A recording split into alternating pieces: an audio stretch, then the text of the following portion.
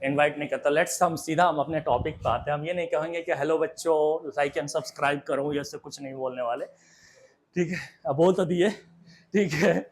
से अगर बोल दिए तो फिर लाइक एंड सब्सक्राइब बनता है और शेयर जरूर बनता है, ठीक है। शेयर रिक्वायरमेंट है मेरी, ठीक है।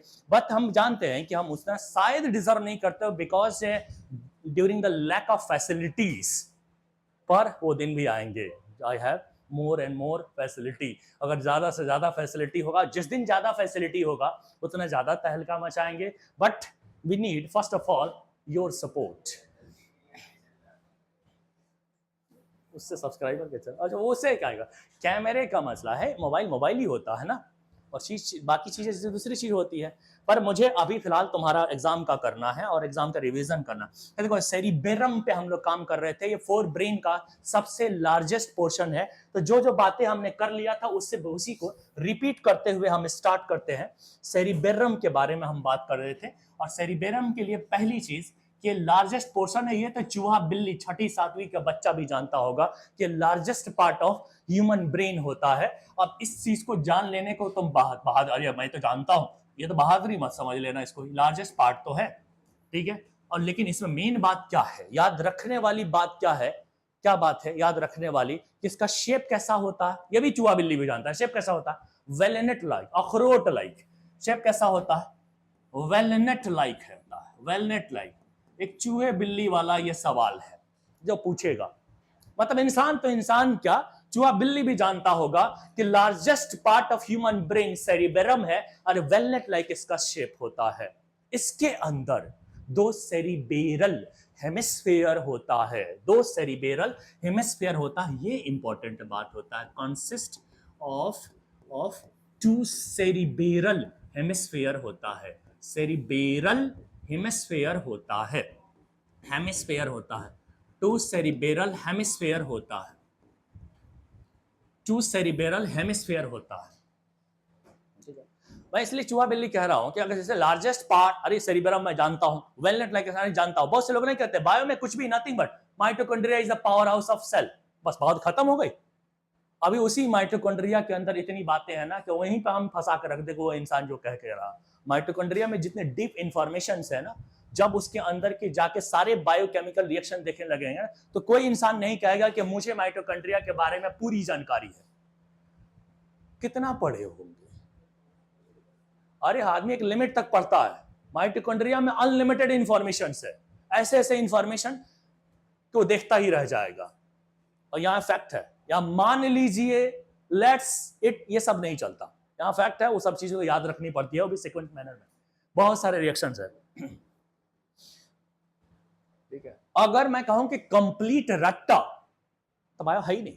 कंप्लीट रट्टा एक ही सब्जेक्ट है, इनऑर्गेनिक केमिस्ट्री, जिसको हम कंप्लीट रट्टा सब्जेक्ट मानते हैं हम इसको। उसके अलावा कोई सब्जेक्ट ही नहीं है, जैसे दुनिया में कोई सब्जेक्ट ही नहीं है पूरी तरह से रट्टा। इनऑर्गेनिक केमिस्ट्री है, जहां दिमाग नहीं, बिल्कुल रट्टा मारना पड़ता। हमने बहुत बार पढ़ा ना, मेडिकल के प्रिपरेशन 3-4 बार किया हुआ है, तो अपने को पता है कि सबसे ज्यादा कहां कौन तकलीफ देता है रट्टा याद करने में। Inorganic chemistry. हम सिर्फ बायो का मेंटोर यहां पे है, उतना ही थोड़ी ना हम जानते हैं। जिस लेवल तक तुम फिजिक्स पढ़ोगे आज से 2 साल बाद, एक टॉप क्लास लेवल का, उतना फिजिक्स हम पढ़े थे। जितना तुम केमिस्ट्री पढ़ोगे एक टॉप क्लास लेवल का, उतनी केमिस्ट्री हम पढ़े हुए हैं, ठीक है। तो हमें अच्छे से पता है कि कौन सा सब्जेक्ट कहां तक आता है। बायो के बारे में मिस इंफॉर्मेशन बहुत सारे लोगों के पास है कि बायो को रटने का है तो ये करने का है, वो करने का है।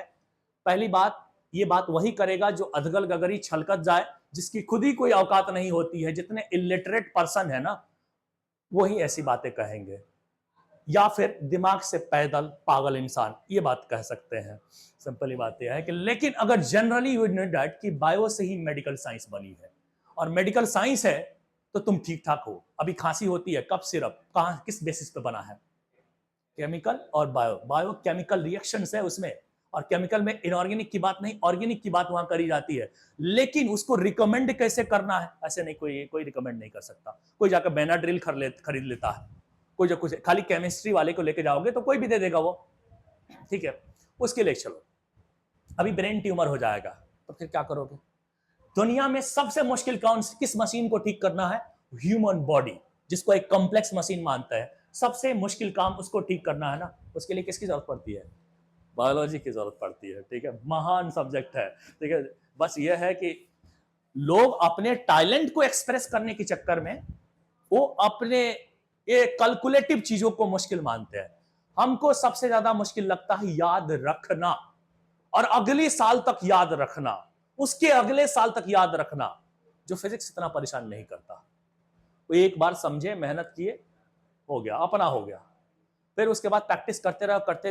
हाँ, एग्जाम में बेवफाई करके निकल जाता है, वो बात अलग है, क्योंकि फिजिक्स एक बेवफा सब्जेक्ट है, इसमें कोई शक नहीं है। एग्जाम में बेवफाई करेगा।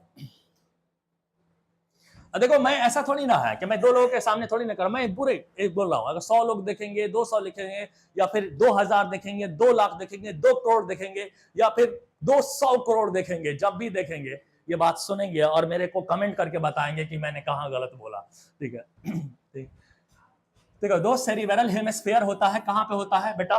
कहां पे होता है? सेरिबेरम के अंदर होता है। कब बनता है सेरिबेरल हेमिस्फीयर? जब एक डीप क्लेफ्ट उनको क्या करता है? डिवाइड करता है। यानी अगर मैं डायग्राम को बनाऊं तो मैं फिर से इस तरीके से, तो ऐसे मैंने बनाया हुआ था डायग्राम को, ऐसे हमने बनाया हुआ था डायग्राम को, ठीक है, बनाया है डायग्राम को। ये क्या है? इसको हम क्या कह रहे हैं? कन्वोल्यूशंस, ठीक है। एक फोल्ड, कन्वोल्यूशन किसको कह रहा हूं? या कन्व्यूलस शॉर्ट में बोलते हैं पूरे को, और बोल रहा हूं एक साथ में कन्वोल्यूशन, इस स्ट्रक्चर के प्रोसेस को, बनावट को। एक तरह का फोल्ड है, और इसे क्या होता है? इससे क्या होता है? इससे क्या होता है? इससे क्या होता है? सरफेस एरिया इंक्रीज होता है जब ज्यादा न्यूरॉन को रखना पड़ता है, स्टोर करना होता है। ये वाला क्या चीज है? लॉन्गिट्यूडनल फिशर्स, लॉन्गिट्यूडनल फिशर्स है। ये वाला क्या चीज है? लॉन्गिट्यूडनल फिशर्स है, या फिर मैं उसको क्या बोलूंगा? डीप क्लेफ्ट बोलूंगा, या मैं उसको क्या बोलूंगा? डीप क्लेफ्ट बोलूंगा, डीप क्लेफ्ट। एक डीप क्लेफ्ट, लॉन्गिट्यूडनल फिशर्स, एक डीप क्लेफ्ट, एक लॉन्गिट्यूडनल फिशर्स है। जिसने क्या किया? सेरिबेरम को 2 इक्वल हिस्से में डिवाइड कर दिया। Divide cerebrum into 2 equal halves. Divide cerebrum into 2 identical या equal halves, identical या equal halves।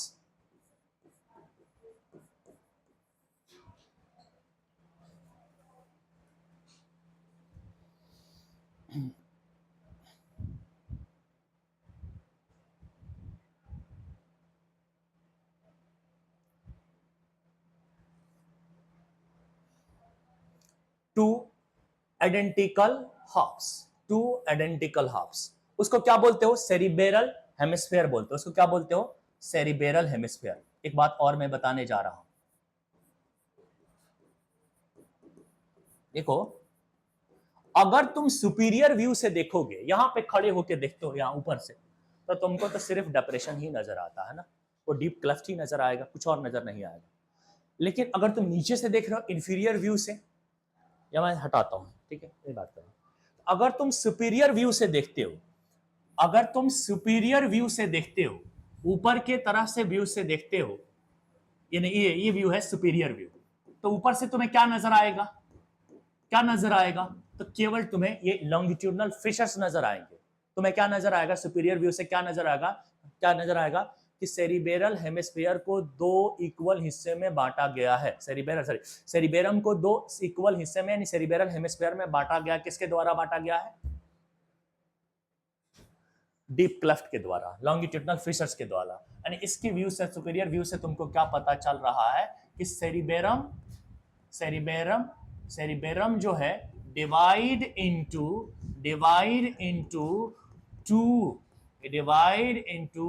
2 equal hemisphere.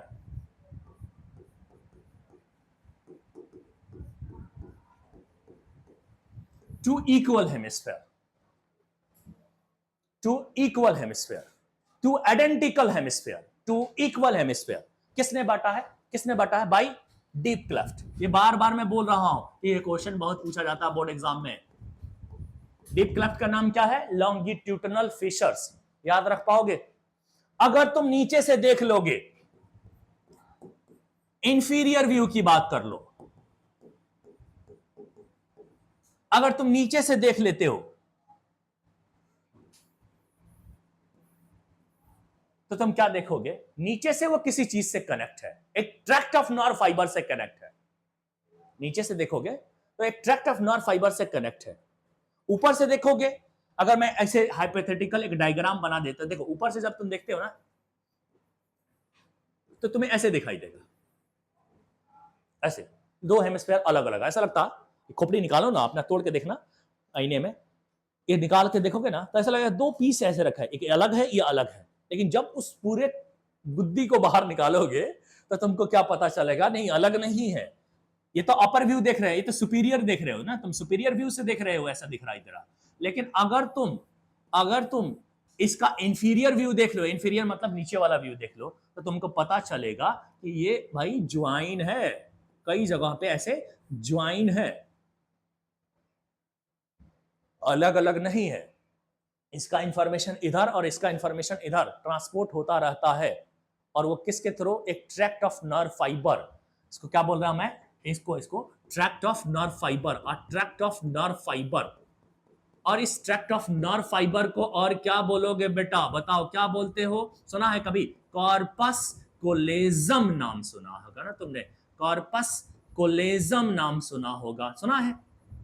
Corpus callosum, a tract of nerve fibre, जिसको हम कॉर्पस कोलेजम कहते हैं, जो नीचे की तरफ से इंफीरियर साइड से इस सेरिबेरल हेमिस्फीयर को कनेक्ट एंड कोऑर्डिनेट करते हैं। बात याद रख पाओगे? दिलवाज याद रख पाओगे? याद रख पाओगे ये बात मैंने क्या बोला? ऊपर की तरफ से डीप क्लेफ्ट में सेरिबेरम को सेरिबेरल हेमिस्फीयर में बांटा है, नीचे की तरफ से इंफीरियर व्यू से क्या किया है? एक ट्रैक्ट ऑफ नर्व फाइबर, जिसको हम कॉर्पस कोलेजम बोलते हैं, उसको कनेक्ट करके रखा हुआ है। कौन करके रखा हुआ?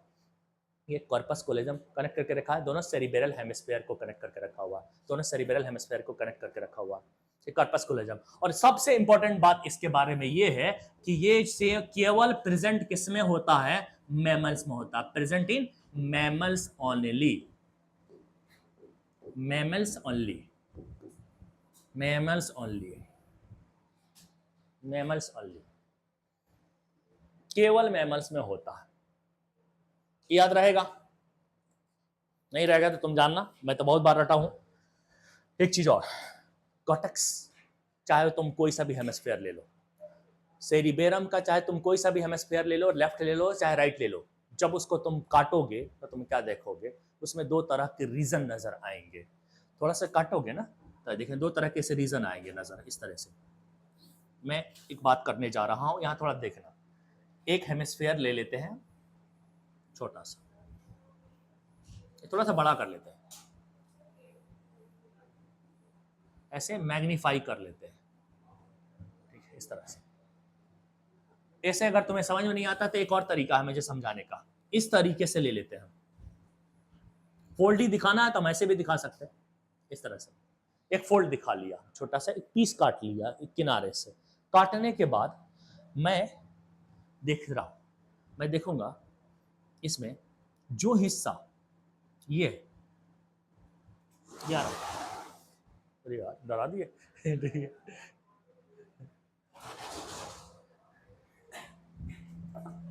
जो हिस्सा इसमें आ रहा है, देख रहे हो, ये मैं इसको मार्क कर रहा हूं, जिस हिस्से को मार्क कर रहा हूं बेटा, देखना ध्यान से, इसको हम क्या कहें? कॉर्टेक्स बोलते हैं, सेरिबेरल कॉर्टेक्स बोलते हैं। क्या बोलते हैं हम? सेरिबेरल कॉर्टेक्स बोलते हैं, सेरिबेरल कॉर्टेक्स बोलते हैं। और जो अंदर वाला रीजन है, जिसको मैं ऐसे मार्क कर रहा हूं, मैं इस तरह से मार्क कर रहा हूं, इसको इनर मानते हैं, ठीक है, इसको इनर मानते हैं, इसको इनर मानते हैं, इसको हम क्या बोलते हैं? सेरिबेरल मेडुला बोलते हैं। मैंने सुना था एक बार अब्दुल्ला वाली मैम ने ये बात पढ़ा दी थी, हालांकि इस चीज को पढ़ाने की कोई जरूरत नहीं। अब डर है कि कहीं ऐसा ना है इस बार भी अब्दुल्ला वाली मैम ने पढ़ाया हो, क्या पता। पढ़ा है? नहीं पढ़ा है तो पिछले साल से पढ़ाई थी, ठीक है। अगर क्वेश्चन दे देना, डर इस बात का क्वेश्चन दे दे तो फिर बच्चा आके मेरे से पूछेगा ये सेरेब्रल कॉर्टेक्स क्या है, मेडुला क्या है। इस डर की वजह से मैं अभी बता दिया कि सेरिबेरम के अंदर दो रीजन होता है, आउटर सेरिबेरल कॉर्टेक्स और इनर सेरिबेरल मेडुला। यही नहीं, आगे सुनो, उन्होंने क्या बता दिया, ग्रे मैटर भी बता दिया। अच्छा, वो डायलॉग की तरह हो गया, ठीक है, ग्रे मैटर भी बता दिया और व्हाइट मैटर भी बता दिया। कमाल कर दिया ना, पूरा ही पढ़ा देते, फिर नीट ही पढ़ा देते। देखो ना, इसको ना सेरिबेरल मेडुला को व्हाइट मैटर बोलते हैं और उसको हम ग्रे मैटर भी बोलते हैं। क्यों बोलते हैं, रहने देते हैं, कितना भी नहीं पढ़ेंगे, ठीक है। इसको हम बोलते हैं क्या, व्हाइट मैटर, व्हाइट मैटर, और इसको हम ग्रे मैटर बोलते हैं। अब यह है कि उसके बारे में उन्होंने ज्यादा जान लिया होगा तो दिखा रही होंगी कि हाँ मैंने जान लिया, ठीक है, कोई बात नहीं।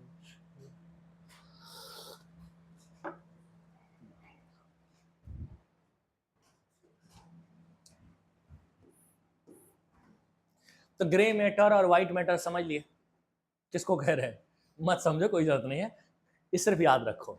दो तरह के रीजन होते हैं किसके अंदर, आपने कॉर्टेक्स सेरिबेरम के अंदर दो तरह के रीजन मैंने कहा, उधर तो दो पार्ट्स थे, दो हेमिस्फीयर बन रहे थे। यहाँ अंदर जाओगे ना, एक किसी भी एक हेमिस्फीयर में या थोड़े से पार्ट में, तो तुम्हें दो रीजन नजर आएंगे। इनर रीजन को मेडुला बोलते हो, या इनर रीजन को है, या इनर है, और वो क्या है, आउटर है। नहीं करना है ज्यादा, इससे ज्यादा नहीं करना है। क्या हुआ, एनर्जी कैसे डाउन है, क्या हुआ, चाय पियोगे, ले लो, नहीं ये कैसे बांटे, नाइंसाफी हो जाएगी। मैं अपने स्टूडेंट के साथ नाइंसाफी कैसे करता हूँ, एक को दूं एक को ना दूं, ठीक है। अगर सबको मैं बांटूंगा तो 4-4 बूंद हिस्से में आएगा, उससे क्या फायदा, एक घुट भी नहीं जाएगा। इसके लिए तुम्हें जकरिया चलना पड़ेगा, अगर सबको पीना है तो।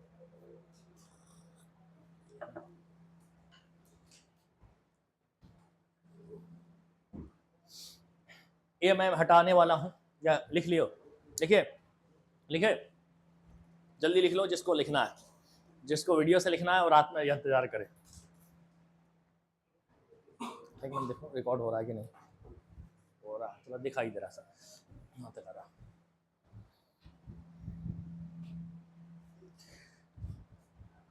अब मैं इसके रोल के बारे में बात करता हूं, इसके फंक्शन के बारे में बात करता हूं कि सेरिबेरम का काम क्या है, रोल क्या। मेन तो वही सवाल पूछता है तुमसे, लर्निंग का काम, मेमोरी का काम, क्रिएटिव आइडियाज यानी इंटेलेक्चुअल डेवलपमेंट से रिलेटेड जितने इंफॉर्मेशन है वो साबित करे। Reasoning, creative ideas, learning, thinking और मेमोरी, ये सारे काम सेरिबेरम का होता है, क्योंकि सेरिबेरम में लोब्स होते हैं जो वो काम करते हैं। तो मैं आगे बढ़ूं, ठीक है। सेरिबेरम,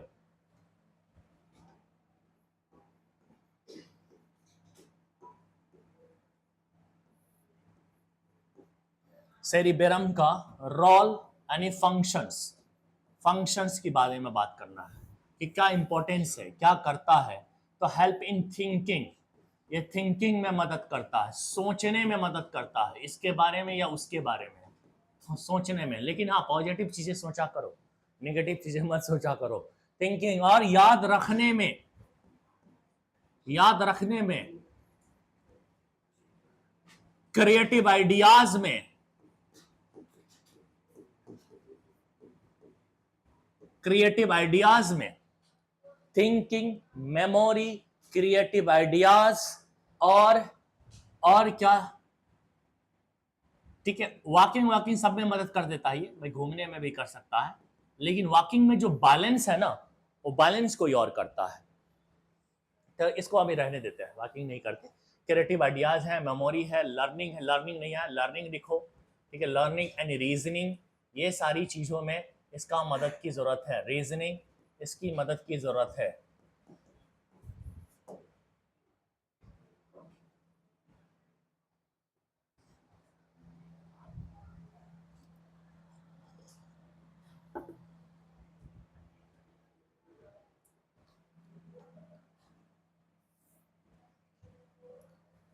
अब आगे बढ़ते हैं, इसी फोर ब्रेन के अंदर कुछ और भी थे, यानी थैलेमस और हाइपोथैलेमस के काम को भी हमें समझना होगा, यानी थैलेमस एंड हाइपोथैलेमस को भी हमें देखना होगा, हाइपोथैलेमस को भी हमें देखना होगा। तो थैलमस के बारे में एक बात बोली जाती है कि thalamus is a relay centre for, इसीलिए बोला जाता है ये relay centre for motor and sensory signalling. Motor और सेंसरी सिग्नलिंग के लिए कौन बना है? ये रिले सेंटर है थैलमस।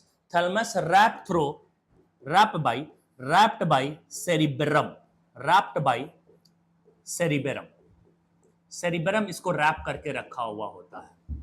अब इसको मोटर और सेंसरी सिग्नलिंग का कोऑर्डिनेटर मैं रिले सेंटर क्यों बोल रहा हूं?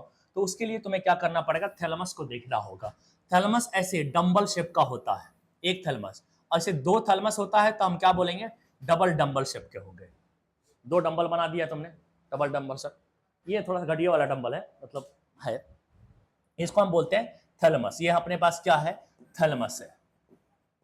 थैलमस के ऊपर मैंने क्या कहा कि कौन रैप करके रखा हुआ है? तो थैलमस को रैप करके रखा हुआ है, कौन रखा हुआ है? ये अपना सेरिबेरम जो है, इसको रैप करके रखा हुआ है, ऐसे बोल देते हैं, ठीक है? ऐसे रैप करके रखा हुआ है पूरा। इस थैलमस के बेस पे एक और पार्ट्स पाया जाता है, उसका नाम है हाइपोथैलेमस। तो ये वाला हिस्सा हाइपोथैलेमस कहलाता है। क्या करो? और ये वाला हिस्सा क्या कहलाता है? पिट्यूटरी कहलाता है।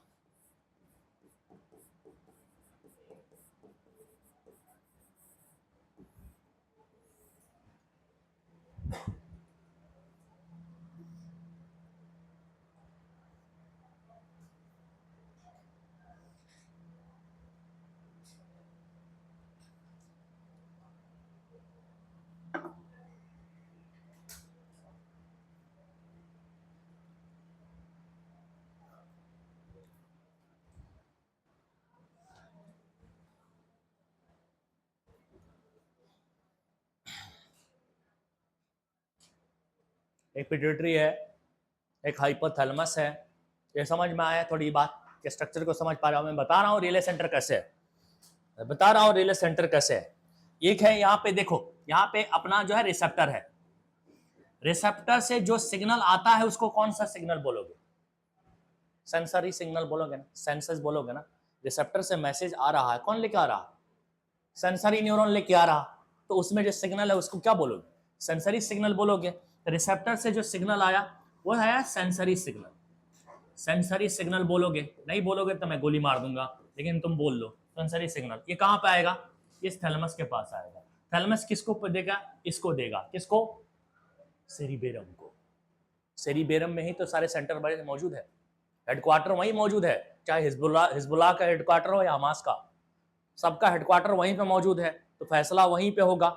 यहाँ पे गए तो यहाँ पे सेंसरी एरिया है। यहाँ पे कौन सा एरिया है? सेंसरी एरिया है। वो कहता है यार एक इंफॉर्मेशन आया है। अगर यहाँ पे एक एसोसिएशन एरिया है, वो कहता है इसका ना ये कर दो, मतलब जो भी है गोली मार दो, जो करना है कर दो। तो इन्हीं से इसने क्या बनाया? ऑर्डर, और मोटर न्यूरॉन को दे दिया वो ऑर्डर बना के, मोटर एरिया को दे दिया ऑर्डर बना के। ये लेता है इंफॉर्मेशन, इसको देता है, ये मेन हेडक्वार्टर है, फैसला लेगा ये काम होना है, वो काम इसको दे देगा वो इंफॉर्मेशन।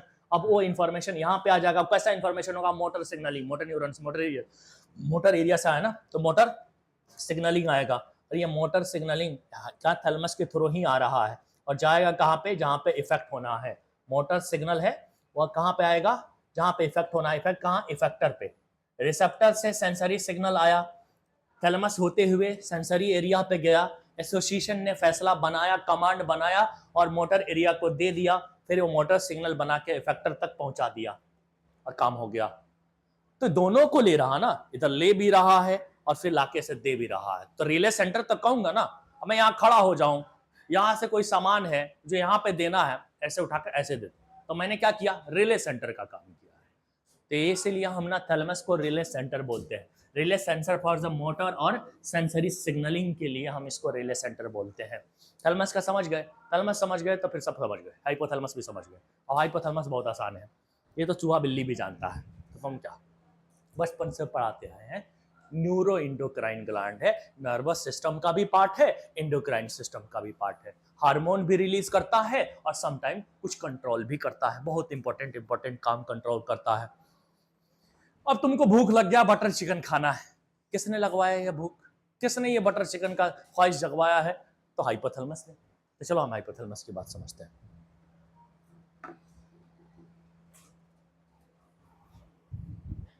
7:15 पे तुमको छोड़ेंगे। तू रोता रहो, सब एग्जाम नहीं देना है सही से। तुम्हारा हो गया, लेकिन इसका हमें तो खत्म करना पड़ेगा ना। तुम्हारा हो गया हो कोई बात नहीं, चला हम जब तक ये खत्म नहीं हो जाता सिर्फ प्लांट ही छोड़ूंगा कल के लिए, क्योंकि मुझे क्वेश्चन भी कराने हैं। तो नहीं कि कल के लेक्चर के लिए सिर्फ प्लांट छोड़ सकता हूँ, इसको नहीं छोड़ सकता, वही फिर से कचरा रह जाएगा। लेक्चर ऐसे ही 4 हो जा रहा है, इसमें लेक्चर हम 1 शॉट में करने वाले थे, 4 लेक्चर ऑलरेडी हो जा रहा, अब उसके चक्कर में और हो जाएगा कि 1 शॉट में अब 3 घंटा कभी लगातार मिला ही नहीं, जिसकी वजह से हो नहीं पाया, बीच बीच में गैप होता है। अब एक क्लास में कितनी इफेक्टिवली 40-50 मिनट पढ़ाई होती है, तो उस तरह नहीं, 3 घंटा कंटिन्यूअस कहीं मिल गया होता, मिला ही नहीं, तो हम 1 शॉट ही मारने वाले थे इसको। चलो आगे बढ़े, चलो जल्दी से हाइपोथैलेमस के बारे में बात कर लेते हैं। हाइपोथैलेमस का थैलेमस के बेस पे होता है, हाइपोथैलेमस ऐसा होता है ना, ये हाइपोथैलेमस है, उसके साथ क्या होता है, उसके साथ पिट्यूटरी ग्लैंड चिपका हुआ होता है, इसके साथ ऐसे पिट्यूटरी ग्लैंड ऐसे चिपका हुआ होता है। ये क्या है? हाइपोथैलेमस है। ये क्या है? हाइपोथैलेमस है, ये हाइपोथैलेमस है। इसको तुम क्या बोलते हो? पिट्यूटरी बोलते हैं, इसको हम पिट्यूटरी बोलते हैं, पिट्यूटरी ग्लैंड बोलते हैं। और ये जो है ये स्टॉक है, और इस स्टॉक को क्या बोलते हैं? इनफंडीबुलम बोलते हैं, इनफंडीबुलम बोलते हैं, इनफंडीबुलम बोलते हैं, इनफंडीबुलम बोलते हैं इसको। पिट्यूटरी ग्लैंड है, ये स्टॉक है, ये इनफंडी, स्टॉक को हम इनफंडीबुलम बोला करते हैं यहाँ पे इस स्टॉक को। यानी इनफंडीबुलम के द्वारा पिट्यूटरी और हाइपोथैलेमस एक साथ अटैच्ड हुए हैं। ये बात समझ पा रहे हो इतनी बात को? तो ठंड लगेगी रात को। देखो हाइपोथैलेमस के बारे में बात सिर्फ करते हैं, तो क्या है? न्यूरो इंडोक्राइन ग्लैंड है ये, न्यूरो इंडोक्राइन ग्लैंड है ये, क्राइन ग्लैंड है कौन? Neuro endocrine gland. किसको मैं बोल रहा हूं? हाइपोथैलेमस को बोल रहा हूं। न्यूरो, न्यूरो मतलब नर्वस सिस्टम की तरह, एक्ट एज नर्वस सिस्टम, या फिर कह दो it is a part of nervous system, part of nervous system. और दूसरी चीज part of, also part of endocrine system, part of hormonal system या फिर endocrine system, endocrine system, endocrine system या नर्वस सिस्टम का पार्ट होता है। देखो अगर जब ये नर्वस सिस्टम का पार्ट होता है ना, तो ये हाइपोथैलेमस क्या क्या करता है? बॉडी टेम्परेचर को रेगुलेट करता है। जब भी तुम्हारी बॉडी में बाहर के माइक्रोब्स, बेसिकली बैक्टीरिया इंटर करते हैं, तो बॉडी को टेम्परेचर को ये बढ़ा देता है, गर्म कर देता है। कहते हैं क्या आ गया? फीवर आ गया। हाइपोथैलेमस ने टेम्परेचर को बढ़ाया है, जिसको तुम फीवर कहते हो। बैक्टीरिया मर गया, एक काम तो हो गया। दूसरा काम कि कोई भी खाना खा रहे हो नमकीन ही लग रहा है, मतलब एंजाइम डीनेचर्ड हो जाता है हीट की वजह से। फिर हम पैरासीटामोल खाते हैं, पैरासीटामोल जाकर हाइपोथैलेमस से कहता है भैया हो गया, डाउन करो टेम्परेचर को, तो फिर टेम्परेचर डाउन हो जाता, हम ठीक हो जाते हैं। इस तरीके से नहीं, टेम्परेचर बढ़ाना कब है, घटाना कब है, ये सब कुछ इसको पता है। तो बॉडी का टेम्परेचर को रेगुलेट ये कर रहा है, इसीलिए हम इसको क्या बोलते हैं? थर्मो रेगुलेटर भी बोलते हैं इसको। क्या बोलते हैं? Thermo regulator. As a part of nervous system ये थर्मो रेगुलेशन का काम कर रहा है, ये थर्मो रेगुलेशन का काम कर रहा है, ये थर्मो रेगुलेशन का काम कर रहा है, टेम्परेचर को रेगुलेट करने का काम कर रहा है, थर्मो रेगुलेशन का काम कर रहा है।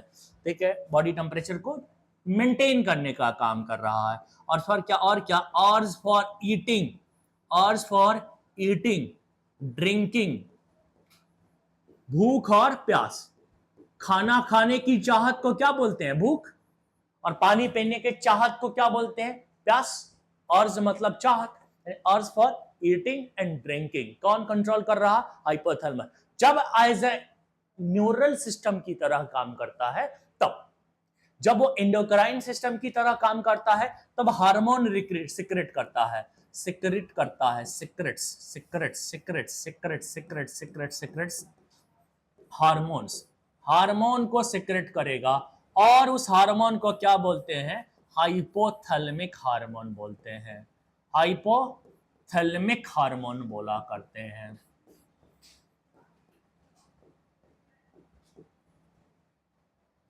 हाइपोथैलेमिक हार्मोन बोलते हैं उसको।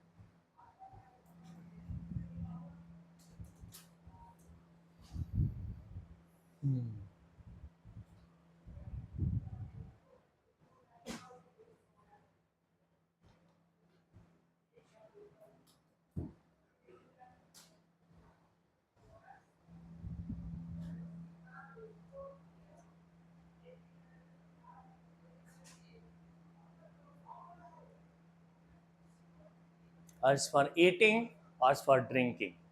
ये थोड़ा थोड़ा मैंने काम बता दिया, समझ में आया बात? एकदम धुआं उड़ा दोगे भाई। इससे पूछेगा हाइपोथैलेमस कहाँ पाया जाता है, क्या बोलोगे? बेस ऑफ थैलेमस, लोकेशन पूछता। हम आगे भी लिखेंगे, इसके लिए हम नहीं लिखे।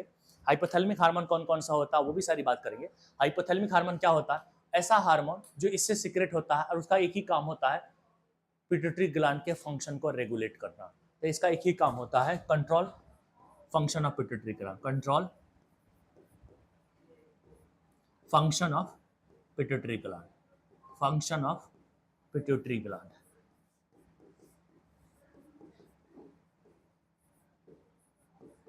ठीक है, फिर तुमसे कोई पूछेगा इसका एक एग्जांपल बताइएगा, किसका? हाइपोथैलेमिक हार्मोन का। तो मैं नाम बताओ, बचपन में तुमको बताया था। GnRH gonadotropin releasing hormone, GHRH growth hormone releasing hormone, ACTHRH, अभी फुल फॉर्म नहीं बताऊंगा, पागल हो जाओगे, बता देता हूं। Adrenocorticotropic releasing hormone, tropic hormone releasing hormone, इतना बड़ा नाम है। एड्रीनो कॉर्टिकोट्रोपिक, यहां रिकॉर्ड हो रहा, लिख ले रहा है ऐसे, adrenocorticotropic hormone and releasing hormone. ठीक है, इसका क्या है? Growth hormone releasing hormone, gonadotropin releasing hormone, somatocrinin, ये सब नाम आएगा। क्या नाम है? सोमेटोक्राइनिन, ये सब सोमेटोक्राइनिन, क्राइनिन RH releasing hormone, IH सोमेटोक्राइनिन, IH भी बोल देते हैं। चलो इसको हटा लो, ये इसमें थोड़ा सा कंफ्यूजन है, जरूरत नहीं है, 3 नाम याद रख लो, इसको हटा दो। हम लोग जब हम एंडोक्राइन पढ़ेंगे ना, वहां पे हम इसको डील कर लेंगे। एंडोक्राइन सिस्टम बाकी है ना अभी पढ़ना, अभी तो हम नर्वस सिस्टम पे ही है। अरे बाप रे, इतना सारा बाकी है, कोई बात नहीं। और पिट्यूटरी ग्लैंड केवल क्या है ना, पिट्यूटरी ग्लैंड केवल एंडोक्राइन ग्लैंड की तरह बिहेव करता है, केवल एंडोक्राइन ग्लैंड। क्या है? केवल एंडोक्राइन है, ये बिल्कुल एंडोक्राइन सिस्टम ही है, एक सिर्फ एंडोक्राइन ग्लैंड है। और एक बात याद रखोगे, ये कौन सा ग्लैंड है? मास्टर ग्लैंड है, मार साहब है, मास्टर ग्लैंड है। और अगर इसका बाप, फिर बाप कौन है? इसका बाप हाइपोथैलेमस है, तो क्या बोलोगे उसको? Super master gland. ये कौन हो जाएगा? सुपर मास्टर साहब भी हो जाएंगे। एज ए एंडोक्राइन सिस्टम ये सुपर मास्टर ग्लैंड या मास्टर ऑफ मास्टर ग्लैंड भी कह सकते हो, सुपर मास्टर ग्लैंड या मास्टर ऑफ मास्टर ग्लैंड बोल सकते हो। बहुत कुछ बता दिया हम तुमको, मतलब तुम्हारे लेवल पे बहुत कुछ बता दिए, तारीफ नहीं कर रहे, मजाक कर रहे। तुम्हारे लेवल पे जितना चाहिए उतना, उससे बहुत ज्यादा हो जाएगा।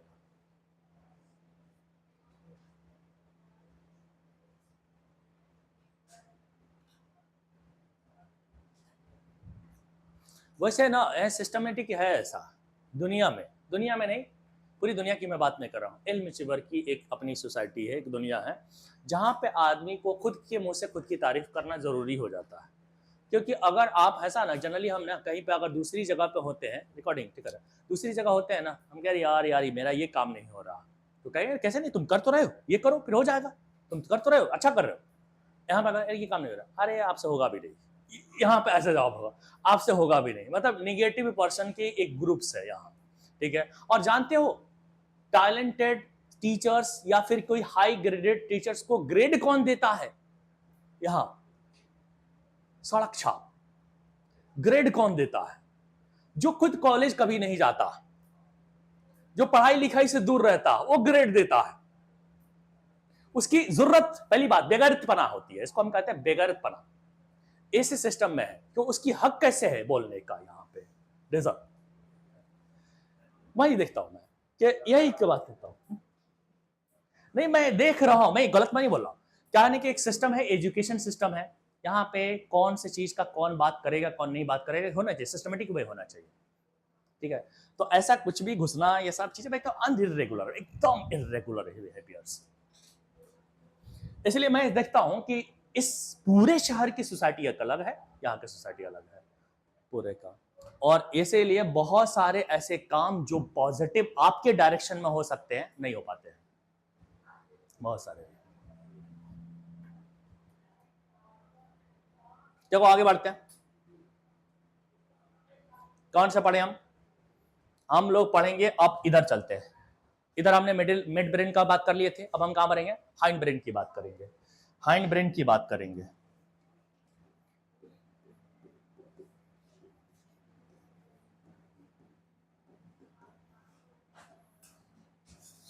हाइंड ब्रेन की बात करें, हाइंड ब्रेन में कौन कौन सा पार्ट होता है? Pons, cerebellum and medulla oblongata. Pons,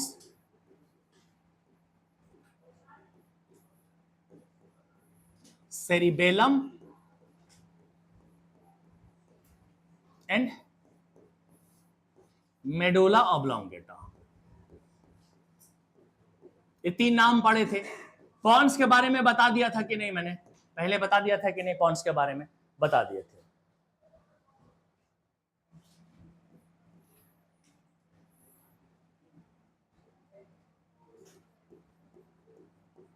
cerebellum क्या है? तो एक तरह का फोल्डेड पार्ट से, यह भी क्या है? फोल्डेड पोर्शन है। कैसे?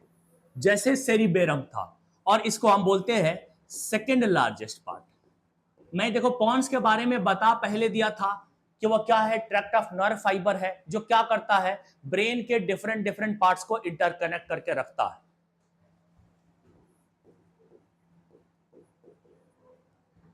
ब्रेन को डिफरेंट डिफरेंट पार्ट्स को इंटरकनेक्ट करके रखता है कौन?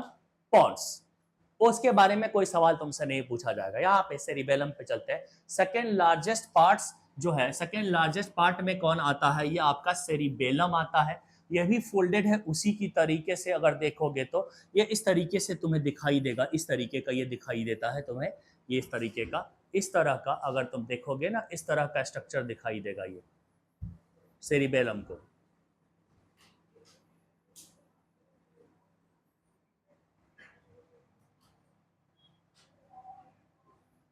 ये इसको हम क्या कहते हैं? एक हेमिस्फेयर को सेरिबेलर हेमिस्फेयर, देखना वहां पे क्या था? बेरल, यहां पे क्या था? Baler hemisphere, cerebellar hemisphere. यहां पे क्या है? Cerebellar hemisphere. यहां पे क्या है?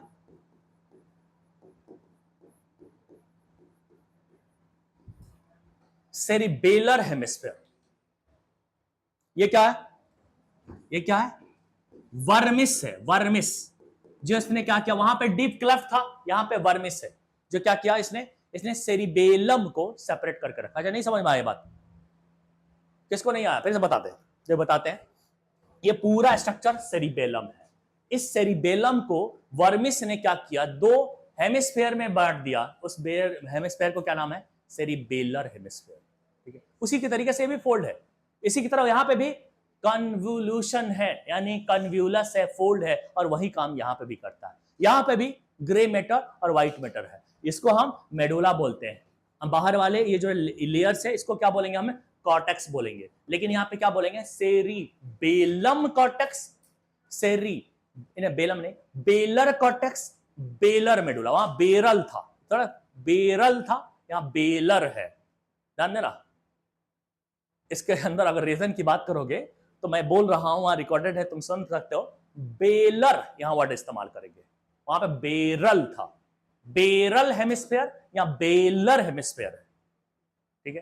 तो उसी तरीके से कॉर्टेक्स कौन है, मेडुला कौन है, वो भी तुम याद रख सकते हो उसमें, ठीक है। वही फोल्ड है, वैसी तरीके का सब कुछ है बेसिकली। सेकेंड लार्जेस्ट पोर्शन है। इसे होता क्या क्या है, ये इंपॉर्टेंट बात है। इसका रोल क्या है, इसका रोल क्या है, इसका काम क्या है, इसका फंक्शन क्या है, इसका रोल क्या है, इसका काम क्या है, इसका फंक्शन क्या है, इसका फंक्शन क्या है। बॉडी को बैलेंस करता है, बॉडी प्रेशर देता है, बस बॉडी प्रेशर मेंटेन करता है।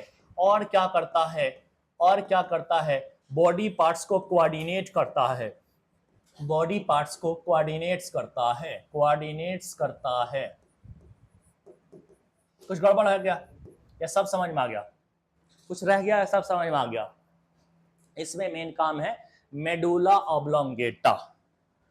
ये बड़ा है थोड़ा, इसमें बड़ा क्या, कुछ नहीं है। देखो मेडुला ऑब्लोंगेटा, जिसको एमओ कहते हैं, लास्ट पार्ट है, यहाँ पे है ये वाला हिस्सा। मेडुला ऑब्लोंगेटा जाना, ये वाला हिस्सा है, ये वाला। और यहाँ पे जो ऐसे था ना, यहाँ पे बिल्कुल, यहाँ पे क्या हुआ, कुछ दिख रहा है क्या ये यहाँ पे ये वाला हिस्सा, ठीक है। ये इसको है यहाँ पे गर्दन तक मत पहुंचा देना, यहाँ तक इसकी बात करें, यहाँ पे उस हिस्से को हम बोल रहे हैं मेडुला ऑब्लोंगेटा एमओ। और यहाँ पे ये कनपट्टी के पास, ये यहाँ पे है ये हेमिस्फीयर दोनों, सेरिबे ये वाला, यहाँ पे बीच में वर्मिस है, वो पीछे की तरफ से है, तो ये वाला चीज सेरिबेलम। ये एमओ एकदम, एमओ के बाद क्या, स्पाइनल कोड शुरू हो जाता है। एमओ के बाद स्पाइनल कोड शुरू हो जाता है, स्पाइनल कोड शुरू हो जाता है। पहला चीज कि करता क्या है, कंट्रोल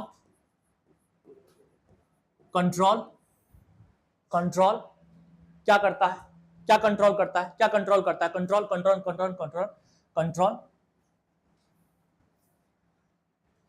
क्या करता है, ऑल बॉडी सिस्टम, बॉडी के अंदर जितने सिस्टम है उनको कंट्रोल करता है, बॉडी के अंदर जितने सिस्टम है उनको कंट्रोल करता है। कौन कौन से सिस्टम है, सर्कुलेटरी सिस्टम है, रेस्पिरेटरी सिस्टम है, डाइजेस्टिव सिस्टम है, वो सारे सिस्टम को ये कंट्रोल करता है, ठीक है। कौन कौन से, सर्कुलेटरी सिस्टम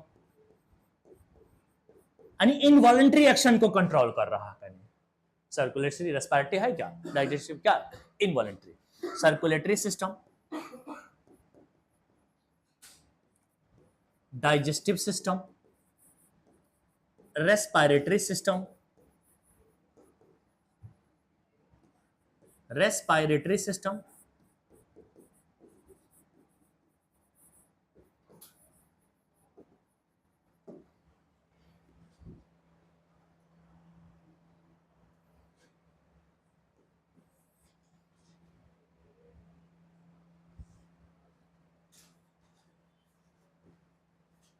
दूसरा काम some kind of रेफ्लेक्सेस, some reflexes, कुछ रेफ्लेक्सेस को कंट्रोल करता है, जैसे कि कार्डियोवैस्कुलर रेफ्लेक्सेस,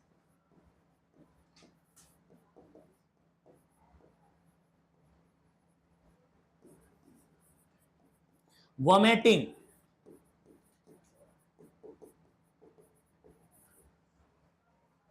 गैस्ट्रिक सिक्रीशंस,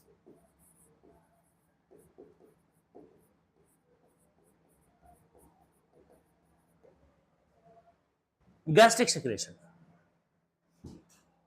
सम रेफ्लेक्सेस, कुछ बॉडी सिस्टम को कंट्रोल करता है तो कुछ रेफ्लेक्सेस को कंट्रोल करता है। इतना अगर तुम याद करते हो, मेडुला ऑब्लोंगेटा का खेल खत्म हो जाता है। 10 मिनट में हम खत्म कर देंगे बाकी सारी।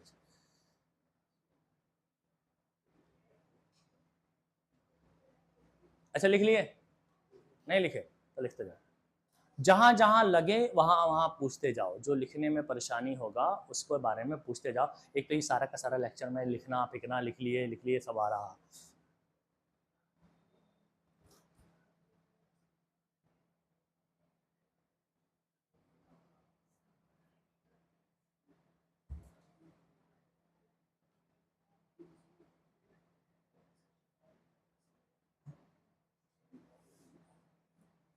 पूछो पूछो क्या वो,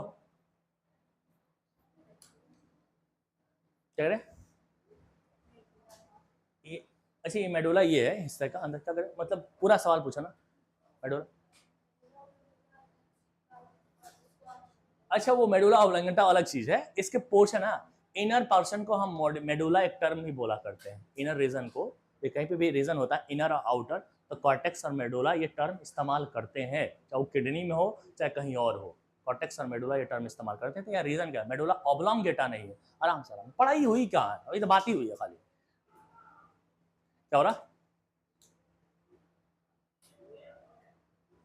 सर दर्द हो रहा,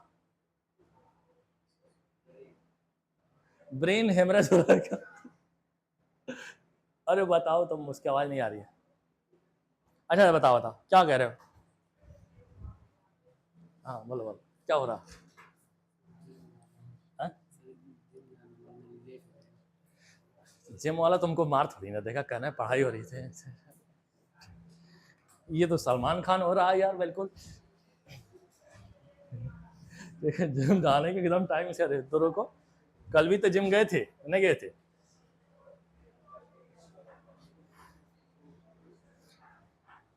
अब तुम लोगों को उसी लिमिटेड टाइम में पढ़ना है, सिलेबस को पूरा करना है। देखो तुम में से कुछ और है, बेचे करूं उसी लिमिटेड टाइम में अगर पढ़ना है और सिलेबस पूरा करना है, क्लासेस कम बची थी, सैक्रिफाइस नहीं करोगे पूरा सिलेबस कैसे होगा? और सिर्फ अपने बारे में क्यों सोचोगे? मुझे यही बात तो बुरी लगेगी। तुम क्लास में बैठे हो ना, तो ऑल स्टूडेंट के फोकस रखते हुए ही बात करोगे, कि चाहे छुट्टी की बात हो या देर से क्लास की बात हो, 10 बजे आना है, 11 बजे आना है, 12 बजे आना है, इस सारी चीजों में भी प्रॉपर अपना फायदा मत देखा करो। ये सोच बिहारी वाली तो नहीं लगती है। मैं तुम्हारी बात नहीं कर रहा हूँ, ओवरऑल मैं सबकी बात कर रहा हूँ। ये अपने ऊपर दिल पे मत लेना, मैं दिल से बात नहीं कर रहा, जितनी बात दिल से नहीं करता और बोलता हूँ एकदम कड़क, लेकिन दिल से बात नहीं करता, ठीक है? जो सच है वही बात करूंगा ना मैं। सच बात यह है कि एक बच्चा कहेगा मेरा तो हो गया सर जल्दी कर दी, तो इतना ज्यादा सेल्फिश मत बोला करो। तुम अपनी जिम की बात नहीं करो, मत लेना। कई सारे बच्चे बोलते हैं ना कि मेरा हो गया है या नहीं करना है, थोड़ा जल्दी कर लीजिए, हो जाएगा, टाइम हो जाएगा, उससे क्या ही इशू है? पढ़ाई लिखाई होनी है ना, तो एक बार ज्यादा देख लो। ये जब हम देखते, वो लिख लिए थे ना, रे लिख लिए थे, लिख लिए थे। अरे आ क्यों नहीं रहा, बहुत ज्यादा दूर चला गया था क्या? लिख लेना है। देखो कार्डियोवैस्कुलर रिफ्लेक्सेस मैंने बोला था, वोमिटिंग बोला था, ये गैस्ट्रिक सिक्रीशन बोला था, ठीक है? लिख लेना वहां पे कहीं पे भी चल के। अब हम यहाँ पे बहुत पहुंच जाते हैं और पट से हम लोग क्या बोलते देते हैं, हम लोग ब्रेन स्टेम की बात कर लेते हैं। किसकी बात कर लेते हैं? ब्रेन स्टेम की। मे भी इस पे भी सवाल दे दे। ब्रेन स्टेम ऐसा ऐसा स्टेम, स्टेम लाइक या stem, stem which connect, which connect, which connect, which connect forebrain, forebrain में सारा माल है ना, forebrain to spinal cord. Forebrain को जो मेन सिस्टम है ना, स्पाइनल कोड से कनेक्ट करता है, स्पाइनल कोड से कनेक्ट करे उसको हम लोग ब्रेन स्टेम बोलते हैं। तो कौन कौन आएगा? इट इंक्लूड्स इसके अंदर क्या क्या आएगा? आपका मिड ब्रेन आ जाएगा, पूरा का पूरा मिड ब्रेन आएगा। मिड ब्रेन को तो लेना पड़ेगा, फिर क्या लेना होगा? पॉन्स को लेना होगा, वो तो रहेगा ही रहेगा। मेडुला ऑब्लोंगेटा को लेना होगा। तुम कहोगे कि सेरिबेलम कहाँ गया? तो सेरिबेलम को नहीं लेना, वो तो साइड में है, वो कोई स्टेम में नहीं है, वो तो यहाँ पे है, कनपट्टी के पीछे, यहाँ पे इस हिस्से में कनेक्शन में वो नहीं है, रास्ते में से नहीं है, ठीक है? ये एक स्टेम बनाया है, ये तीनों मिलकर स्टेम बनाए हैं। तो ब्रेन स्टेम में बस ये तीन ही चीज होते हैं। दूसरी चीज जो हम इस टॉपिक के, हम इस चैप्टर के अंदर एक और टॉपिक पढ़ते हैं, हम लोग क्या पढ़ते हैं? Reflex actions.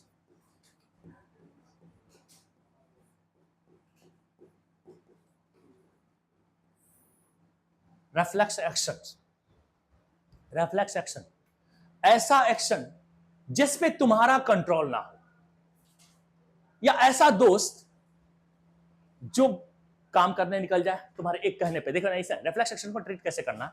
रिफ्लेक्स एक्शन वो एक्शन है जैसे तुम्हारी लड़ाई हो जाती है कहीं पे, तुम्हारी लड़ाई हो जाती है, मिंटो सर्किल में मान लिया लड़ाई हो गई, वो शहर से जो आए वो पीट दिए तुमको, तुम आए अपने दोस्त से बताएं, दोस्त ने कहा निकाले हॉकी स्टिक चला गया होगा, चलो दोस्त के बारे में बात ना, पहले तुम अपने मम्मी पापा के पास आए, ये जो भी है गार्जियन से बताए, तो गार्जियन कहेगा वो कौन थे, सब कितने थे, तुम्हारी उसकी कैसे मतलब लड़ाई हुई, तो मेरे ऐसे सीट पे था, नहीं तुम उसके आगे बैठते हो या पीछे बैठते हो, ठीक है, ये सारी बात बताओगे, आगे बैठते या पीछे बैठते हो, उसने खोदा इसने खोदा, तुम्हारी कभी पहले बहस हुई थी,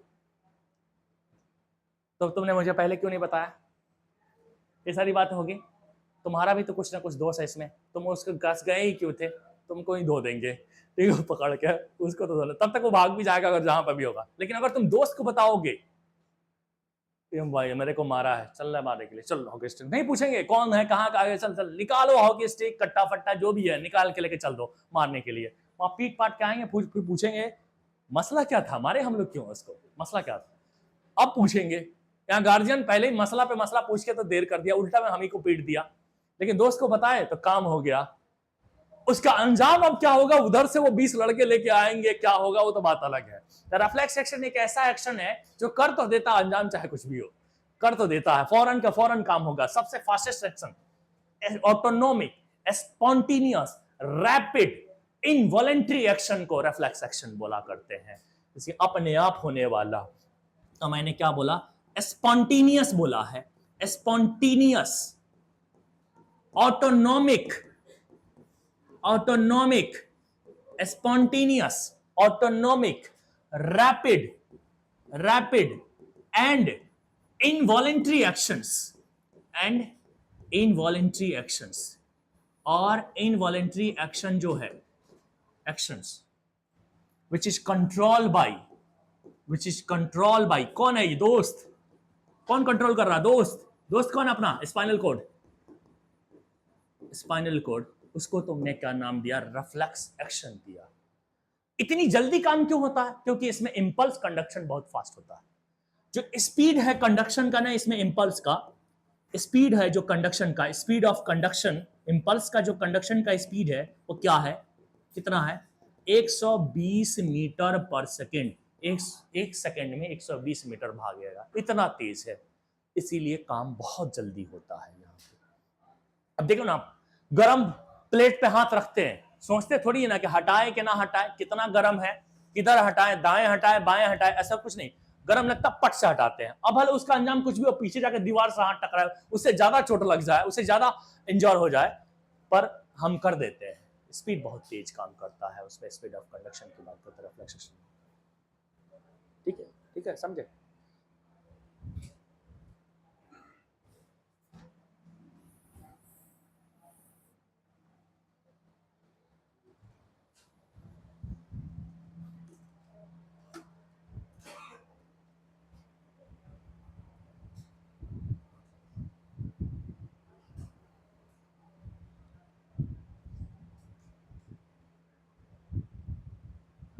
हो गया,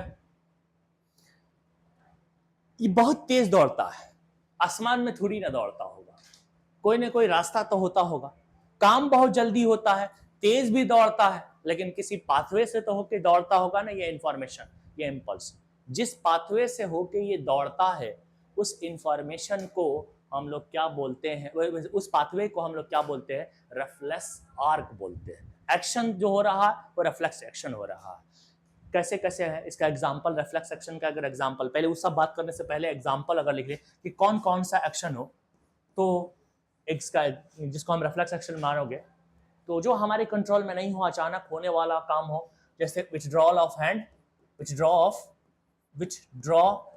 of hand from hot plates से है, अगर ऐसे बहुत सारे रिफ्लेक्स एक्शन है जो हमारे हद में नहीं है, हॉट प्लेट्स की बात कर जो हमारे हद में नहीं है, दूसरी चीज की, ये सारे काम को होने के लिए एक परफेक्ट पाथवे से गुजरना पड़ता है, उस पाथवे का नाम क्या है, रिफ्लेक्स आर्क नाम है, उस पाथवे का नाम क्या है, रिफ्लेक्स आर्क नाम है, उस पाथवे का नाम क्या है, रिफ्लेक्स आर्क, क्या लिख चुके हो, छापो।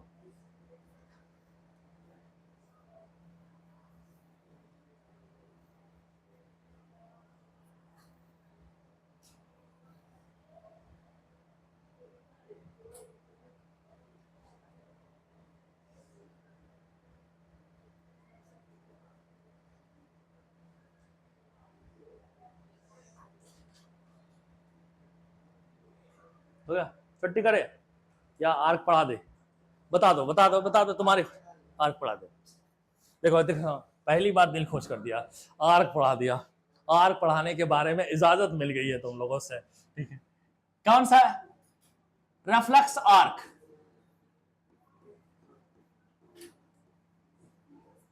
रेफ्लेक्स आर्क, आर्क क्या है? पाथवे। क्या है? Pathway, pathway, pathway, pathway, pathway of travelling या conductions, travelling of impulse, nerve impulse, किसका? Reflex action, of reflex actions.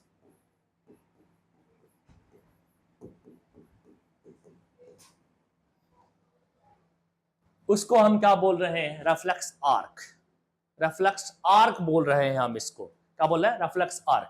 तो देखना क्या क्या क्या है इस आर्क में। ये अपने पास इस तरह अलग अलग कलर इस्तेमाल कर लेते हैं। ये मेरे पास स्किन है, स्किन है, मैं कह रहा हूं ये मेरे पास स्किन है। स्किन का मतलब क्या है? रिसेप्टर मौजूद है। क्या मौजूद है? रिसेप्टर मौजूद है।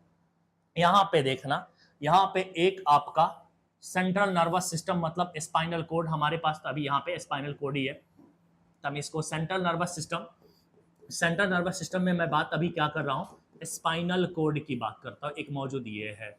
दूसरा चीज यहाँ पे है इफेक्टर। यहाँ पे हमने बना दिया इफेक्टर्स। ये क्या है? इफेक्टर है। ये भी मसल्स है, ये भी स्किन हो सकता है, लेकिन मैं इसको इफेक्टर कह रहा हूं। स्टिमुलस आया, देखना यार ध्यान से बेटा, यहाँ पे क्या एक आया? स्टिमुलस। बड़े ध्यान से, स्टिमुलस आया। कोई स्टिमुलस हो सकता है, चाहे कोई हीट हो सकता है, कोल्ड हो सकता है, नेल हो सकता है, यानी मैकेनिकल हो, ऑब्जेक्ट हो, कुछ भी हो, कोई बाहर का एक्सटर्नल एजेंट हम इसको स्टिमुलस बोल देते हैं। आया, आने की वजह से यहाँ पे इंपल्स जनरेट हुआ एक न्यूरॉन में, और वो कहाँ पे इंफॉर्मेशन लेके चला गया? यहाँ पे इंफॉर्मेशन लेके चल गया। इस न्यूरॉन को हम क्या बोलेंगे? सेंसरी न्यूरॉन बोलेंगे, जो इंफॉर्मेशन यहाँ पे लेके गया, इंफॉर्मेशन यहाँ पे लेके गया। यहाँ पे इंफॉर्मेशन जो कि लेके गया, यहाँ इंटरप्रेट भी होगा, यहाँ पे काम भी होगा, और वो एक न्यूरॉन में दिए जाएगा इंफॉर्मेशन, ठीक है। और वहां से एक दूसरा न्यूरॉन जो है इसको ढो के लेके आएगा। एक दूसरा न्यूरॉन भी है जो इसको ढो के लेके आएगा।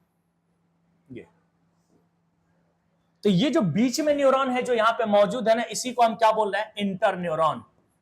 इंटर न्यूरॉन, ये इंटर न्यूरॉन है जो इस स्पाइनल कोड के अंदर ही मौजूद होता है।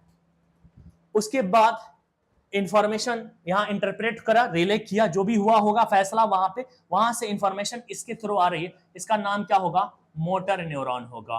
और ये क्या है? इफेक्टर। इफेक्टर पे आया, काम हो जाएगा। देखो मैंने क्या दिखा, कांटा कहीं और चुभा लेकिन काम कहीं और हुआ। देखो ऐसा है ना कि यह इस उंगली को तुम इस पे करो, कैंडल पे लग रहा है, थोड़ी देर के लिए जला मत लेना, थोड़ी देर के लिए। जैसे गर्म होगा तुम हाथ हटाओगे, महसूस करना, हाथ ऐसे हटा के महसूस करना, जोर कहाँ पड़ रहा?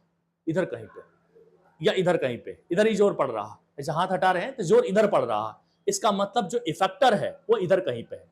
मैसेज जो वापस आया था, ऑर्डर जो आया था वो इधर कहीं आया था। ऐसा थोड़ी ना है कि उंगली जल, ऐसे खाली इतना ही हटाते हैं, ऐसा तो नहीं करते। उंगली जल रही बस इतना ही हटा रहे हैं। अगर इतना हटाते तो यहीं पे स्टिमुलस होता, और यहीं पे स्टिमुलस भी होता, और यहीं पे आपका रेस्पॉन्स भी होता। तो यहीं पे हमें ना रेस्पॉन्स भी दिखाएगा। तो रेस्पॉन्स कहीं और होता है, यानी इफेक्टर कहीं और मौजूद है, इफेक्टर कहीं और मौजूद है।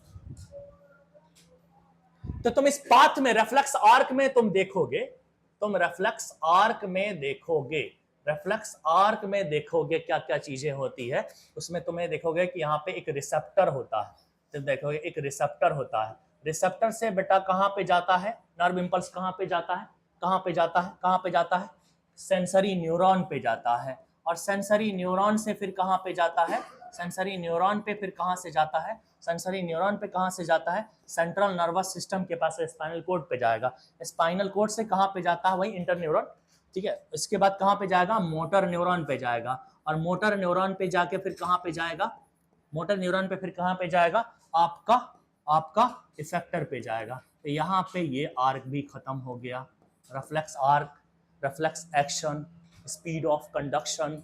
हर तरह का पूरा नर्वस सिस्टम, न्यूरल सिस्टम हमने खत्म कर दिया। एक ही चीज बचा है, इंडोक्राइन सिस्टम, वो प्लांट का भी और एनिमल का भी। इंडोक्राइन हार्मोन से ही अब बात करनी है हमें।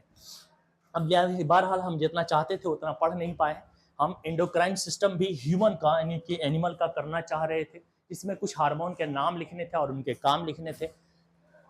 तो I am sorry for that, हम कल करेंगे, कल मिलेंगे इंशाल्लाह, 10 बजे तक आ जाएंगे।